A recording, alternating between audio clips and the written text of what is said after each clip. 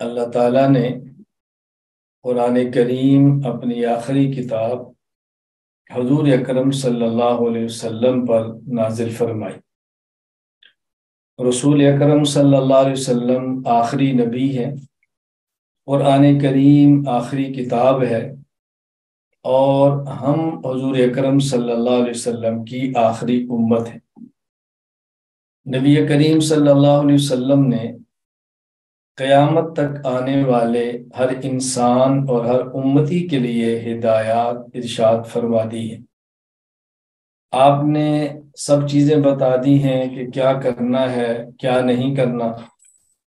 کچھ ایسی چیزیں ہیں جو آپ نے صراحتاً ارشاد فرما دی ہیں، اور کچھ ایسی چیزیں ہیں کہ جو نصوص کے تحت ہیں، مخفی ہیں، مجتہدین نے اس کو واضح کر کے امت کے سامنے کھول دیا ہے، بیان فرما دیا ہے۔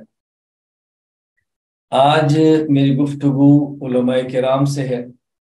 میں علماء کرام سے مخاطب ہوں۔ آپ حضرات اہل علم ہیں، رسول اکرم صلی اللہ علیہ وسلم کے وارث ہیں، پیغمبر پاک صلی اللہ علیہ وسلم کی دی ہوئی ہدایات کو جانتے ہیں۔